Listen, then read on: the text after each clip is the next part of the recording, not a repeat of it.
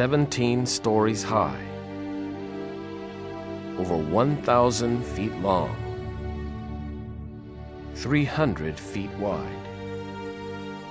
each with a floor area of 5 acres under one roof. The Tustin hangars are two of the largest wood structures in the world. Who built them, and why? The answers are not hard to understand, and they all lead back to one Sunday morning a long time ago.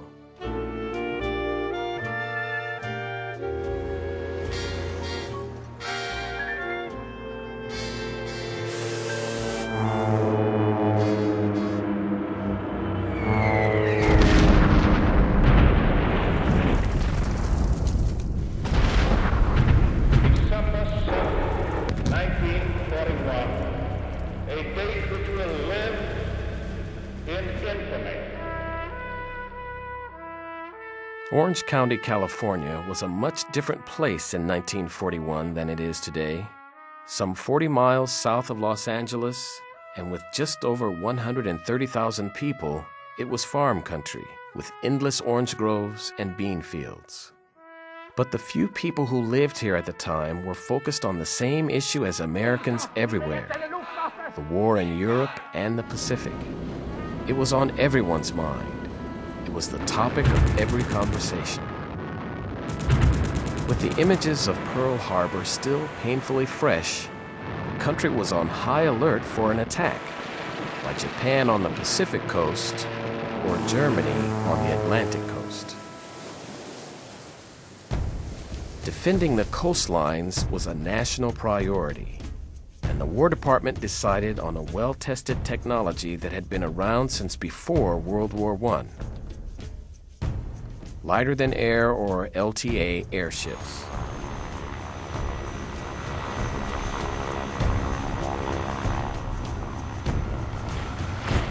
After World War II, the Tustin LTA base would become the primary operations and training facility for Marine Corps helicopter aviation on the Pacific coast. And it played a critical role in every major U.S. military operation from 1942 to 1996, including World War II, Korea, Vietnam, and Operation Desert Storm. My name's Bill Hammerly. I'm a retired Marine Corps colonel, And my last duty station was right here at Marine Corps Station Tustin, where I served as the commanding officer from 1993 to 1996. And if you look back at the history of this facility, you can break it down into some pretty interesting segments. Right on the heels of the outset of World War II, the Department of Defense established a concept of building bases quite similar to this that would be home to dirigibles that would then launch from these facilities and become a coastal patrol. The bases were then linked with gun emplacements, coastal guns that ran up and down both coasts and in the Gulf to repel a potential invasion.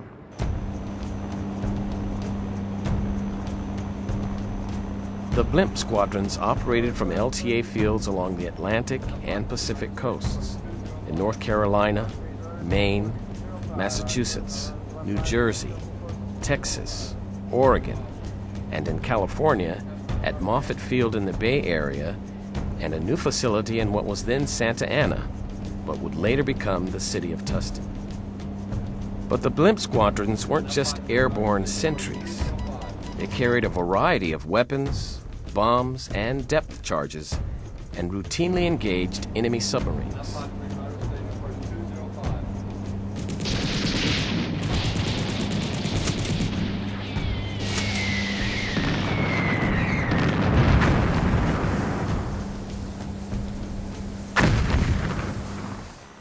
Each facility needed one or more blimp hangars. Some were already in place, like the hangars at Lakehurst Field in New Jersey. Others had to be built, fast, and almost entirely of wood, since every available piece of steel was being consumed by the war as fast as it was produced. The Navy chose a designer-engineer from within its own ranks, Arshim Amarikian, principal engineer of the Navy Bureau of Yards and Docks. Amarikian was an Armenian immigrant and a highly respected engineer known for his innovative designs and creative construction methods using timber and precast reinforced concrete. Amarikian's innovative design called for a soaring, barrel-shaped roof made up of 51 parabolic wood trusses spaced 20 feet apart. Each truss was pre-assembled to careful specifications, then mounted on flatbed railroad cars and rolled into place. The trusses were hoisted into position with steam-powered cranes, then bolted to massive concrete footings. With so little margin for error, a remarkably accurate working model of the hangars was built to allow a test run of every step of the construction process.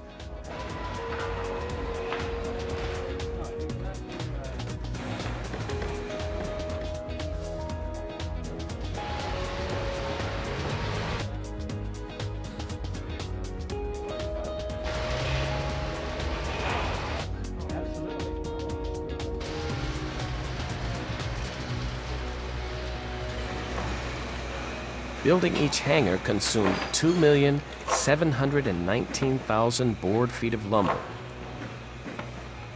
10 acres of plywood sheathing for the roofs, 79 tons of bolts and washers, and 30 tons of ring connectors. Cut into 1-inch strips, the lumber used for each hangar would create a track that stretched from Los Angeles to New Zealand, about 6,800 miles. The finished product was a structure that was 1,000 feet long, 17 stories high, and 300 feet wide, with over 5 acres of unobstructed space beneath one roof. The Tustin hangars were, and still are, two of the largest freestanding wooden structures ever built. Well, that is monumental, is it not? That whether you're flying into John Wayne Airport and you look out the window, these jump right out at you. I work currently over at El Toro, and you go up to a piece of high ground at El Toro, and these, on a clear day, you can see Catalina, but you look to the north, and these facilities just jump right out at you. They're that large. But one of the ironies of naval aviation history is that by the start of World War II, the giant blimp hangars being built and rushed into service across the country were already obsolete. American's design was created years earlier, in the 1930s, and was intended to house giant Hindenburg-class airships. But after the Hindenburg disaster at Lakehurst, New Jersey in 1937,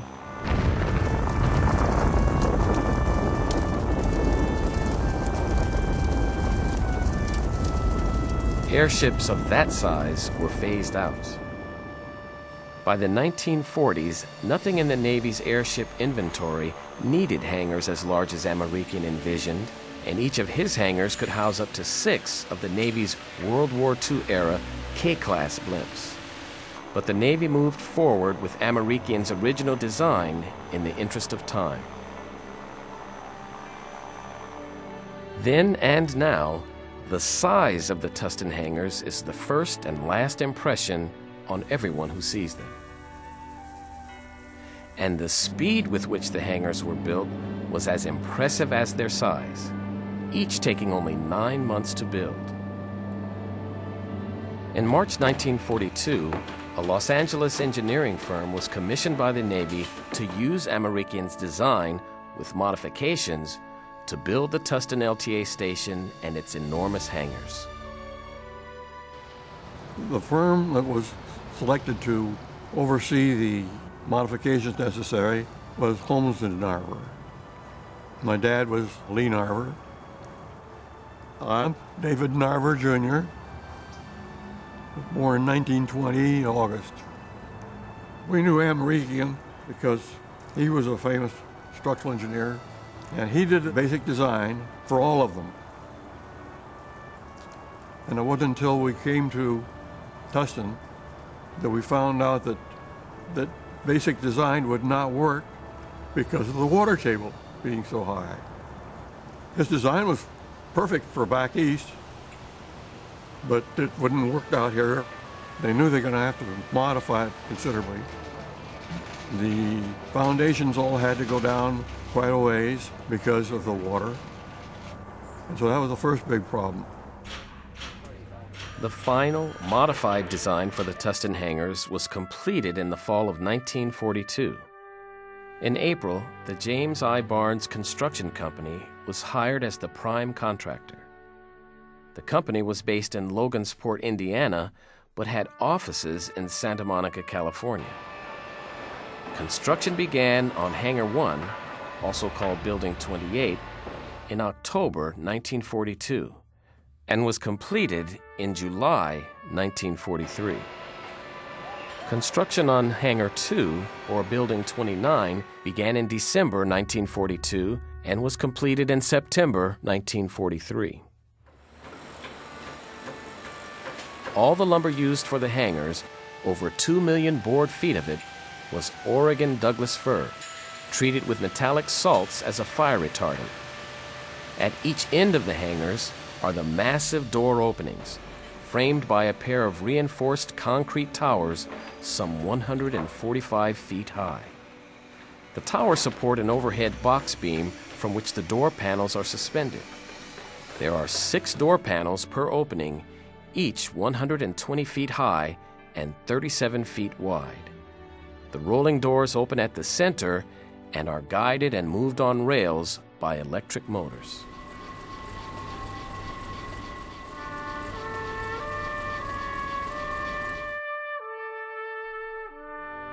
Those doors are all hung from the top. They're not supported from the ground at all. The water table was so high that it wouldn't work. And that's where we first came into contact with American. It was the standard Navy design that he'd worked out for the East Coast. We had to design a way of hanging the doors instead of supporting them on the ground. The doors, I think we said 30 tons. It may even be a little bit more than that in the 3 sections on each side. So you had 6 sections. And I always compared it to the sliding door in a house. That if you had a rock on your slider and you pulled that very quickly, it was going to jump out. These doors are quite similar. They're hooked on top via a roller, and they run on a rail on the bottom. And if that door ran over a hammer or something solid, it could and had jumped the rail, in which case now you have an oversized door that nothing can lift, and you would be at the mercy of special equipment that we'd have to, at great cost, bring in from out of state to lift them back and put them back on track. So we actually had certified teams, and only the Marines would do it this way, but we had procedures where people inspected and then walked alongside the doors, and we watched that very carefully because it would be a nightmare if they came off. The hangar floors were also a massive undertaking. The floors were made of 5-inch thick, unreinforced concrete slabs of 400 square feet each. The trolley beams in front of each catwalk were designed for rolling winches capable of lifting 5,000 pounds along any point of the 1,000-foot-long track. Long rows of offices and maintenance shops ran along the base of the hangars, including utility rooms and restrooms. As soon as the Tustin Naval Air Station was operational, it wasted no time in establishing its military aviation credentials. A flight crew from the Tustin base made a perfect landing on an aircraft carrier in the Pacific and performed the first ever onboard airship refueling.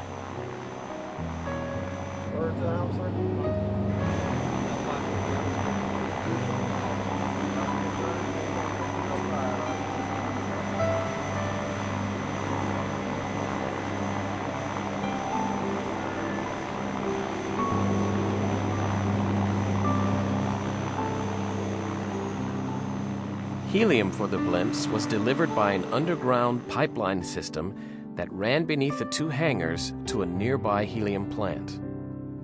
The helium tanks that the blimps would use all had to be buried with concrete, because if they didn't, they'd just float away.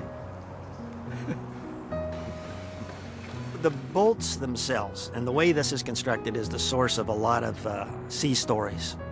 These wood frame structures are bolted together. They're held together by bolts. The myth is that we had people in here all the time going from beam to beam, but that's not even an urban myth. That is a myth that I could dispel. First of all, our concern was that it's such an interesting structure, it'd be fun to climb it. We had to, and young Marines being young Marines, if you didn't have a rule forbidding it, they would be all over it. But then at a point in time, a contract was let to have a company come in, and they went beam by beam checking the tightness of the bolts, and they inspected the wood. So today, as you walk through the hangars, you'll see some of the original wood and some new wood where they actually spliced new for old. That, to my understanding, happened once. There was thought of doing that every 5 or 6 years, but at that point the base transitioned to closure, and we never got back to it. But no, other than that one time where they came in and tightened the bolts, that's the start and stop of any myth associated with bolt tightening in the blimp hangars.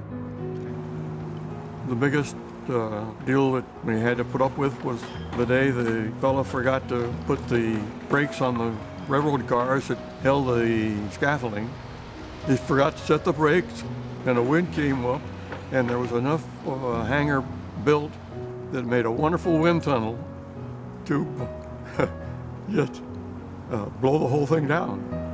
I got a telephone call. We've got to do something. That's how I find out. There's a myth about the hangar creating its own weather. True and false. The way that would occur, you take a marine layer with the doors open, and the marine layer is on the deck. Maybe we can't even fly. We've got a day where the visibility is way down and we've got heavy clouds. Throughout the day, we would open and close these doors. If the doors were open on one end, the marine layer obviously is going to just filter right on into the hangar. And now as the marine layer would lift throughout the day, as the sun would come up and things would heat up, the marine layer is lifting, creating a higher ceiling. Well, it would be captured inside the hangar. So you would have that residual marine layer sitting up here a couple hundred feet, and as it would condense, you would get moisture falling, and so people would comment that it's creating its own weather conditions, when in fact it's it was an ambient condition that related to marine layer. Stories about Marines flying their aircraft through the hangars. Many are out there who would perpetuate that myth, but to my recollection, I don't ever remember anyone with any truth to that anybody ever flew through the hangars.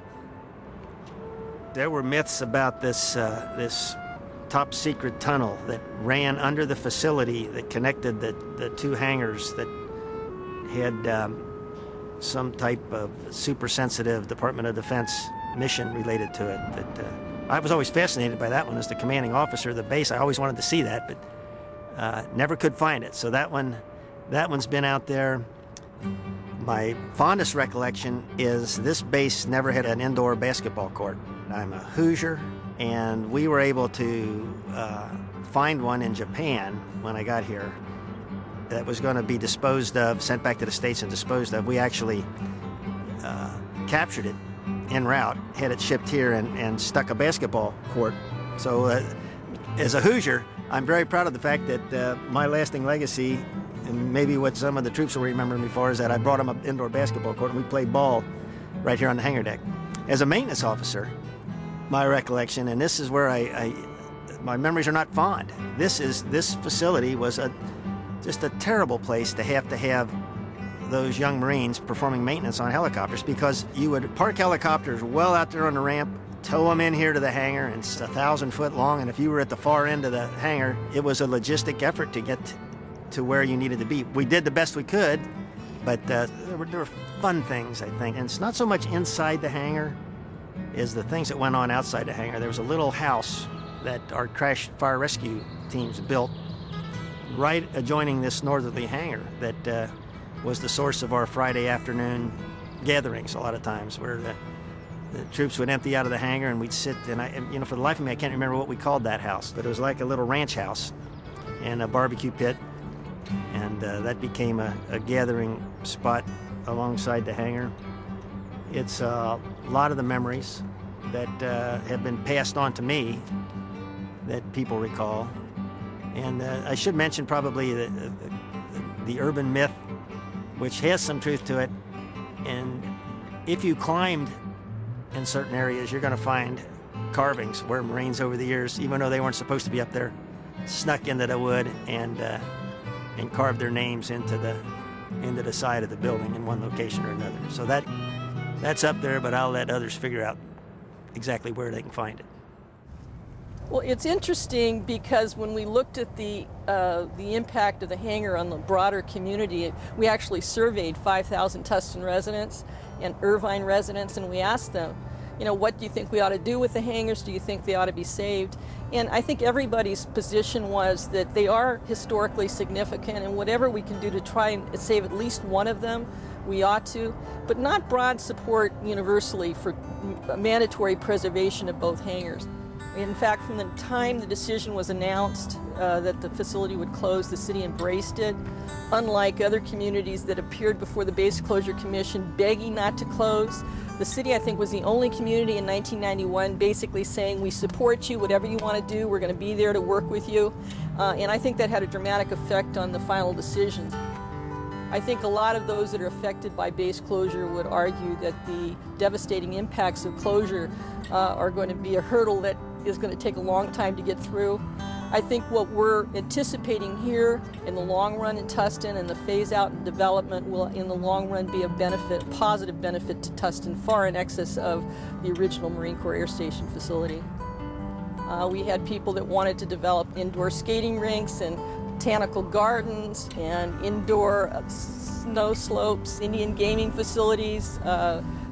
This is going to be an absolutely wonderful mixed-use development. It's going to be an absolutely wonderful community where people can live, work, and play. The Tustin hangars helped shape the cultural and historical landscape of Tustin and Orange County. These giant wood titans of history touched the lives of thousands of military and civilian personnel over more than 7 decades. From the day they opened their massive doors, the Tustin hangars have served as architectural icons in Orange County and historic landmarks in United States Navy and Marine Corps aviation.